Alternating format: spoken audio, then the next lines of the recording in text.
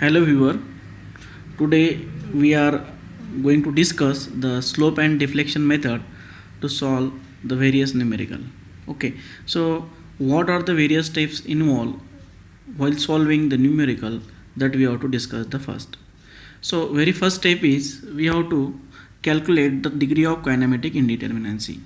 So we already discussed in the previous session how to calculate the degree of kinematic indeterminacy. So a degree of kinematic indeterminacy or degree of freedom is nothing but it is the number of non-zero joint displacement at a particular point. So we are able to find the number of non-zero joint displacement at a particular structure. So our step number 1 is over here. Now see that find the fixed end moment is our second step. Here see that find the fixed end moment. So we already discussed in previous video how to calculate the fixed end moment. If you are aware about that, so you are definitely able to find the fixed end moment. So now our next step is to find a slope deflection equation, to apply the slope deflection equation for the particular structure with a particular span. So our next step is applying joint equilibrium equation at a particular structure. After that we have to calculate the final moment, and after that we are able to draw the bending moment diagram or shear force diagram after the calculation of final moment. So ultimately we are working to find the final moment, and after that we are going to draw the diagram. Okay, let's begin with our numerical. See here, this is our numerical. The beam ABC is a fixed beam. The A having a fixed support, B has a roller support, and at C there is another fixed support. So the span, see here, the span AB carries uniformly distributed load of intensity 28 kilonewton per meter and length is 8 meter. And similarly for BC span the load is 36 kilonewton eccentrically applied point load on the span BC. So and the EI for the particular span AB is I and BC is I. So there is no variation in the EI for the particular structure. Okay, now start our numerical. So what is the first step? Our step number 1 is degree of kinematic indeterminacy or degree of freedom. So see here, degree of freedom is 1 for this numerical. How this one? Because at the fixed support we can say that at the fixed support there is no rotation or any translation possibility at the particular point, and at C same phenomenon is there. C is also fixed, so there is no translation or rotation possibility at particular point C. So at this both the joint our degree of kinematic indeterminacy will be 0, but at B there is a possibility of rotation, so slope is developed at B. So we can say that the degree of kinematic indeterminacy of the structure is 1. तो ये क्या होता है degree of kinematic इंडिटरमिनेंसी? जिस joint पे अगर किसी भी जॉइंट पे अगर रोटेशन या कोई मूवमेंट पॉसिबल हो सकती है, उस जॉइंट के लिए हम 1 डिग्री ऑफ फ्रीडम और डिग्री ऑफ काइनेमेटिक इंडिटरमिनेंसी हम बोल सकते हैं. तो इस तीनों जॉइंट में से अगर देखा जाए ए बी एंड सी में से देखा जाए तो A and C are fix and only B are having possibility of particular rotation or translation. So our degree of kinematic indeterminacy for this structure is 1. So here we can say that theta b is unknown things and theta a, see that theta a and theta c will be the 0. Why? Because of the fixed support. So all of you are aware about the same things, degree of kinematic indeterminacy. So our degree of kinematic indeterminacy is 1 because of this B joint. Okay, now our second step number 2 is fixed end moment. So we are going to calculate the fixed end moment for the particular beam. So there is 2 span in the beam, given beam. First span is this AB span and second one is the BC span. So considering first AB span and finding the fixed end moment. So if you are going for A to B, at that time our first moment will be the negative because it is, we consider it is anti-clockwise. So formula for AB is minus WL square divided by 12. So what will be the answer? W is 28 kilonewton, length is 8 square divided by 12, so it will be the minus 149.33 kilonewton meter. So here is my assumption. See here is the assumption: negative anti-clockwise, positive clockwise. Similarly for BA, where we consider from B to A, in that case our bending moment, friction moment will be MFBA. It will be WL square divided by 12. So it will be the same value, only the sign is different. So we are considered here span AB. Similarly we consider the span BC. So what will be the friction moment? Now come here and see that the span BC carries eccentric point load. So what will be the formula? So formula is, first moment is negative, and that is WAB square upon L square. So W is 36, A is 3 meter and B is 2 meter.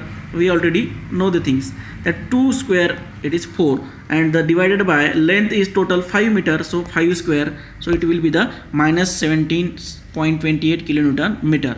Similarly for C to B, that is MFCB is equal to WA square B upon L square. So here is the B square is there and here A square is there. So A is 3 in this case and here B is 2. So remember this formula, it will make a lot of confusion while solving the numerical. So see this formula particularly. So now another case, when the movement is acting on a particular span, at that time consider clockwise movement will be the positive and anti-clockwise movement will be the negative in both the cases, means CB and BC, whatever the things. Now we come to our step number 3. Our step number 3 is applying slope deflection equation for a particular span. So our beam is having two span, that AB and BC. So we are applying the first span, that is for AB. So final moment at AB, it will be MAB. MAB is equal to, we already know that how to draw the, or how to write the slope deflection equation for particular span. So MFAB is the friction moment of AB plus 2EI upon L, 2 theta A. So first letter is A, so 2 coefficient at particular A, and second letter is B, so that will be the without coefficient. So how to remember this slope deflection equation, how to write the slope deflection equation? आप कैसे लिख सकते हो? तो आपको एक पता होना चाहिए कि ABCD में सबसे पहले AB, ये जो A है ना, इसमें AB में, सो सीयर AB में जो A है ये फर्स्ट लेटर है, तो जहाँ पे भी A होगा, फर्स्ट लेटर होगा, वहाँ पे अपना कोएफिशिएंट जाना चाहिए. सेकंड केस में देखो BA केस में हमारा B सेकंड है तो ऑटोमेटिकली 2B के साथ चला गया. तो ये याद रखने की ट्रिक है. तो अभी देखो MAB is equal to MFAB, that means friction moment, we already calculated that friction moment, that will be 1 minus 149.33, 2EI upon L, 2EI, that means EI तो कॉमन ही है, EI ही गिवन है. अगर 2EI गिवन होता तो हम लोग वहाँ पे 2 पुट करते, I की जगह पे 2I पुट करते. तो यहाँ पे तो I गिवन है, तो our value will be the same, and length for the particular is 8 into theta A. तो हम लोगों को पता है 0 because of the fixed support. ये theta A 0 क्यों है? because of the fixed support. Fix support की वजह से हमारा ये 0 हो चुका है. ठीक है, ये चीज़ 0 है और ये थीटा भी हमारा अननोन है. सो अब ये थीटा भी तो वहाँ पे ऐसे के वैसे रहेगा और डिवाइडेड बाय 8, तो वो जो है वो चीज़ चली आएगी. अगर हम इसको सॉल्व करेंगे तो you will get like this, minus 149 plus 2 divided by 8 will be the 1/4, it will 0.25 EI theta B. So यहाँ पे मैंने नहीं लिखा है, लेकिन आप उसको और भी नीचे सॉल्व कर सकते हो. So that is my equation number 1. In second case, see here MFBA will be the MBA, that is final moment at BA will be the MFBA plus 2EI upon L, theta A plus 2 theta B. अब इसमें और एक important चीज़ है, अगर हमारे beam में कहीं पे सिंकिंग अगर गिवन होती है तो हमारा यहाँ फॉर्मूले में यहाँ पे एक एडिशनल टर्म आ जाती है 3 डेल्टा अपॉन L. ये क्यों नहीं है हमारी टर्म यहाँ पे? तो ये because of the there is no sinking for the particular given structure. We will take another example in the next video where the sinking is there. So see here in this case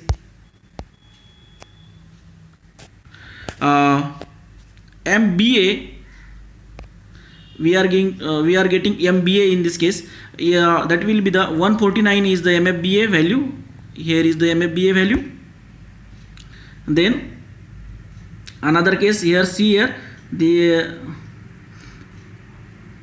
2EI upon L, that means here that 2 multiply particularly for this 2 and this 2 be multiplied to each other, 2 into 2 it will be the 4 EI upon L. Theta B is as it is, where theta A is 0. We already know the things.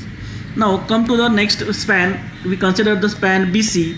So in this case, in the BC span, see here in the BC span, first moment will be MBC. So it will be MBC is equal to MFBC. We are considering these things. MBC is equal to MFBC plus 2EI upon L, 2 theta B plus theta C. How it is 2 theta B? Because our B letter is first, so that means the coefficient on particular that slope multiplying factor will be applied for the particular that first letter.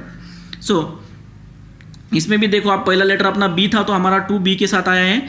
अभी CB के case में हमारा 2 C के साथ चला जाएगा. वो coefficient multi याद रखने की ट्रिक है, कैसे याद रखेंगे.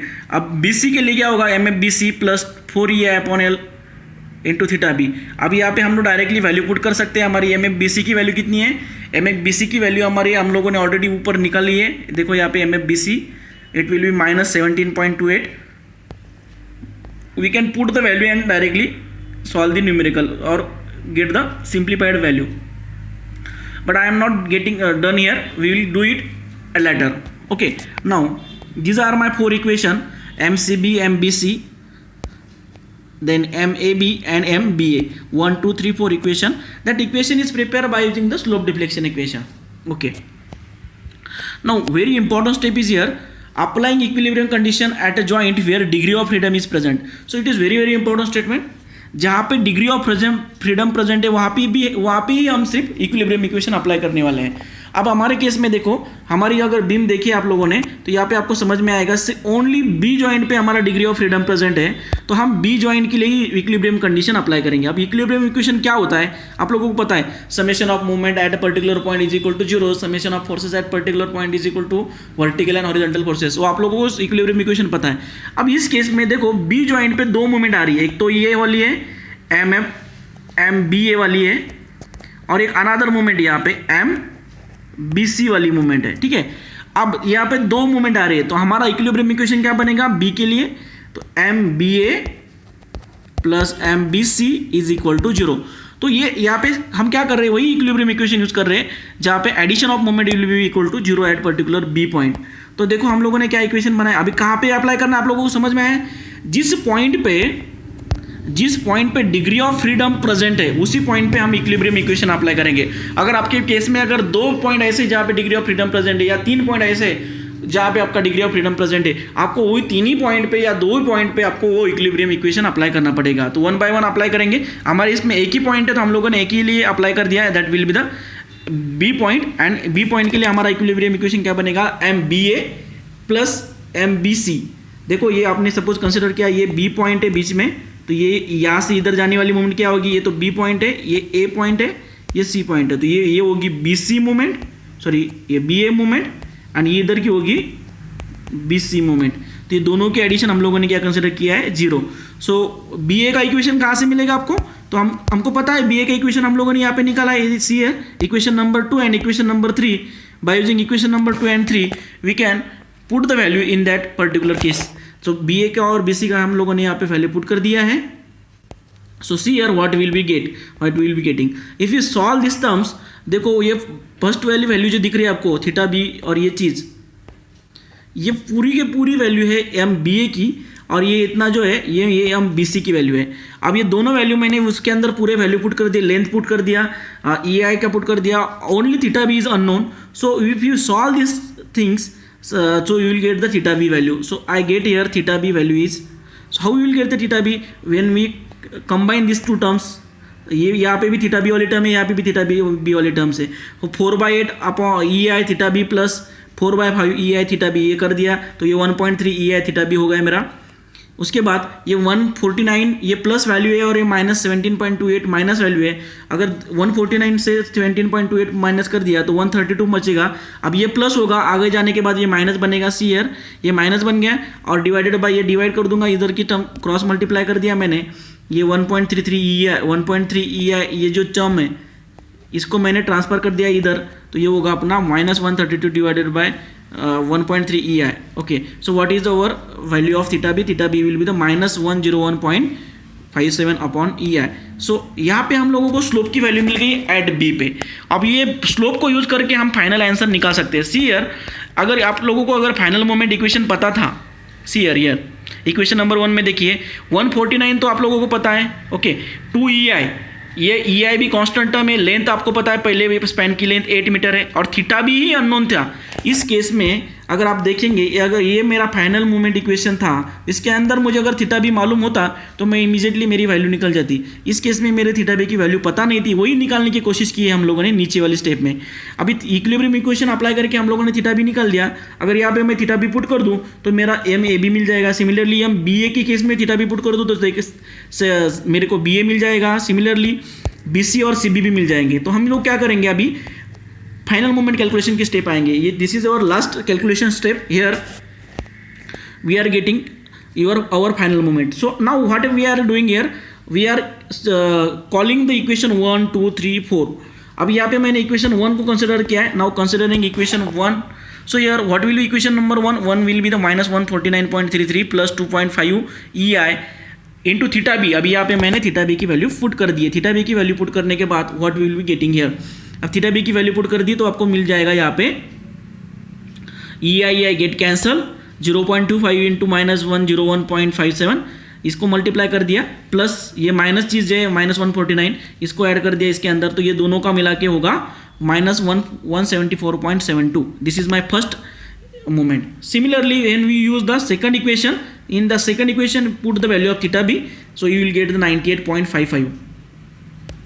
Similarly in CB use equation number 3 and find the value. in अब यहाँ पे मैंने equation number 3 पुट किया है। अब देखो equation number 3 में थीटा की वैल्यू पुट कर दी तो आपको मिलेगा 98.54. What is exactly we are getting only value of final moment in this case, and how we will getting the value, कैसे मिल रहा है आप लोगों को वैल्यू, कि हम लोग थीटा बी की वैल्यू पुट करके यहाँ पे वैल्यू निकाल रहे हैं।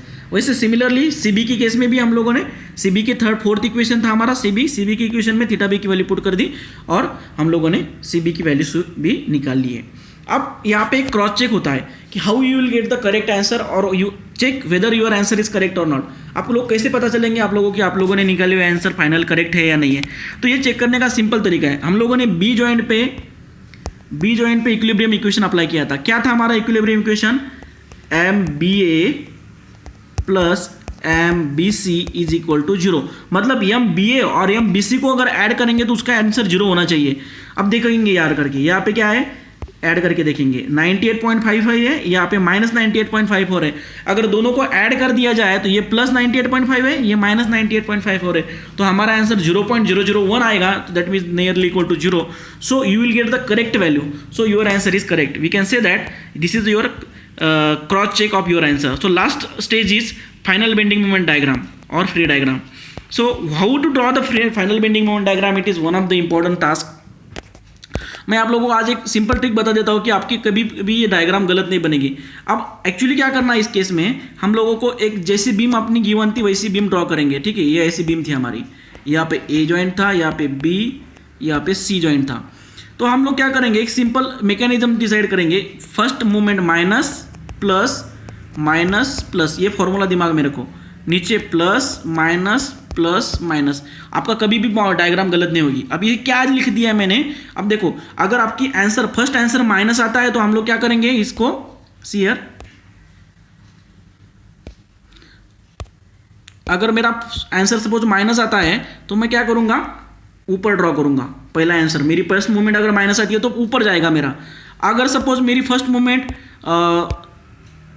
प्लस आती है तो मैं नीचे ड्रॉ करूंगा। समझ में आ रहा है आप लोगों को, ये इसका मीनिंग ही होता है। ये मैकेनिज्म क्यों डिजाइन किया मैंने कि ये माइनस मूवमेंट आती है तो हम लोग उसको ड्रॉ करते टाइम ऊपर ड्रॉ करेंगे, प्लस आती है तो नीचे ड्रॉ करेंगे।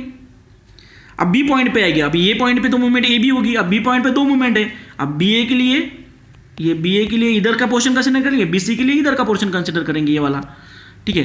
तो शियर, ये मैकेनिज्म फिर से ड्रॉ करता हूँ मैं, माइनस प्लस, लगे तो आप ड्रॉ करके लिख लो, जितनी भी स्पैन है उतनी स्पैन के लिए हम डिसाइन कर देंगे, minus plus minus plus plus minus plus minus, okay. अब हमारे केस में देखो फर्स्ट मोमेंट मेरी माइनस आई है, कहाँ पे, देखो मेरा फाइनल मोमेंट आंसर देखो इधर, ए बी का क्या है, फर्स्ट मोमेंट माइनस है मेरी, सेकंड मोमेंट प्लस है, थर्ड माइनस है एंड फोर्थ माइनस है। तो आप मेरे मैकेनिज्म के हिसाब से अगर डायग्राम ड्रॉ करेंगे तो आपको समझ में आएगा कि कैसे डायग्राम बनेगी। अब फर्स्ट मोमेंट मेरी माइनस है, ये ऊपर जाएगा, कैसी ईयर, फर्स्ट मोमेंट माइनस है तो ऊपर जाएगा मेरा बेंडिंग मोमेंट, वो कितना है 74 है। अब सेकंड मोमेंट मेरा प्लस है तो ऊपर जाएगा 98 है। थर्ड मोमेंट मेरा माइनस है, minus plus minus plus plus minus plus minus. अब ये आप देखो मेरा फर्स्ट मोमेंट माइनस था तो ऊपर लिया मैंने मोमेंट की value, what ever your moment value. Second में प्लस था तो मैंने लिया, सेकंड कौन सा था, तो ये B2A वाली थी, तो ये वाला पोर्शन ये कंसिडर किया मैंने। अब इसके ऊपर जाएंगे, अब B2C जाएंगे तो B2C में मेरी फर्स्ट मूवमेंट क्या थी, माइनस थी, तो वो भी यहाँ पे आएगा, सेम वैल्यू थी 98.5 माइनस वाली, और बाद में लास्ट में मेरी वैल्यू माइनस थी तो मेरा नीचे चला जाएगा। सो मेरी डायग्राम देखो यहाँ पे में आपको समझ में आएगा, फर्स्ट माइनस थी ऊपर चला गया, सेकंड प्लस थी ऊपर चला गया, थर्ड वाली माइनस थी तो वहीं पे आएगी, वही पॉइंट पे थी, बी पॉइंट पे दो मूवमेंट थे, एक प्लस थी एक माइनस थी तो वहीं पे आ गई, और लास्ट वाली मूवमेंट मेरी नीचे थी तो मेरी नीचे चलेगी, माइनस थी तो नीचे चला गया। सो ये मैंने यहाँ पे बेंडिंग मोमेंट डायग्राम ने, तो आपको लोगों को शायद समझ में आया होगा कि हम लोग बेंडिंग मोमेंट डायग्राम कैसे बना रहे हैं। तो अब लास्ट स्टेप बनती है हमारी, दो ट्रिक होते हैं, एक तो एंटी क्लॉकवाइज मूवमेंट घुमा के देखना और उसी हिसाब से ड्रा करना। तो ये एक्चुअली अपना जो स्ट्रक्चर बना है स्केलेटल में निकाल के दिखाता हूँ, जो आपकी बेंडिंग मोमेंट डायग्राम रहेंगी वो ऐसी होगी। ये देखो, ये यहाँ पे एक और नीचे एक, ये ज्वाइन करेंगे और ये ज्वाइन करेंगे, ठीक है। ये एक्चुअली आपकी क्या है, ये है आपकी एक्चुअली बेंडिंग मोमेंट डायग्राम। अब ये बेंडिंग मोमेंट डायग्राम निकलने के बाद आपका न्यूमेरिकल खत्म नहीं होता, हम लोगों को क्या करना पड़ेगा, फ्री बेंडिंग मोमेंट डायग्राम इसके ऊपर सुपर इम्पोज करनी पड़ेगी। अब ये फ्री बेंडिंग मोमेंट डायग्राम क्या होता है, तो प्रीवियस वीडियो देख लीजिए अब मेरा, उसमें मैंने अच्छे से समझाया कि फ्री बेंडिंग मोमेंट डायग्राम क्या थी। तो अब इसके अंदर हम लोगों को पहले पोर्शन पे हमारा स्पैन पे देखो, पहले स्पैन पे हमारा क्या एक्ट हुआ था, see the numerical, first span पे हमारा यूडीएल एक्ट हुआ था, सेकंड स्पैन पे पॉइंट लोड एक्ट हुआ है। तो डायग्राम देखो कैसी बनेगी, free bending moment diagram super impose करेंगे। फ्री बेंडिंग मोमेंट डायग्राम हमारा अगर यूडीएल एक्ट होता है तो वो बनेगा second degree parabola and value will be WL² divided by 8 definitely more than 174, तो उसके ऊपर चला जाएगा, उसी हिसाब से निकालना है अपने को। अब सेकंड केस में क्या था, हमारा इसेंट्रिक पॉइंट लोड था। इसेंट्रिक पॉइंट लोड अगर होता है तो कैसी होती है अपनी bending moment diagram, eccentric type की होती है, और यहाँ पे होता है WAB/L। सो यहाँ पे मैंने WAB/L उसके ऊपर निकाल दिया। हम लोग अभी कॉमन पोर्शन हैच करेंगे, विदाउट कॉमन पोर्शन छोड़ देंगे। तो ये बन गई आपकी फाइनल बेंडिंग मोमेंट डायग्राम। तो होप आप लोगों को समझ में आएगा क्या क्या स्टेप किए हम लोगों ने। One second we will revise. First we are consider the degree of freedom, then we calculate the fixed end moment, then after that applying the slope deflection equation for particular span, then after the equilibrium equation where the degree of freedom is present, जहाँ पे degree of freedom present था वहाँ पे हम लोगों ने equilibrium equation apply किया, and after that equilibrium equation we will get the value of slope, unknown slope, and by using that unknown slope we put the value in particular slope deflection equation, वहाँ पे हम लोगों को final moment मिल गई। और उस मिलने के बाद हम लोगों ने फाइनल मोमेंट लेके ये हमारा फाइनल बेंडिंग मोमेंट डायग्राम बना दिया। Hope everyone would understand this things. आप लोगों को समझ में आया होगा। अगर आपको समझ में आया तो इस वीडियो को सब्सक्राइब करो, अपना चैनल को सब्सक्राइब करो, वीडियो को लाइक करो, शेयर करो, और नेक्स्ट वीडियो आपको अगर देखनी है तो जो बेल आइकॉन है उसको क्लिक कर दीजिए, फिर नेक्स्ट वीडियो की आपको नोटिफिकेशन मिल जाएगी। Thank you.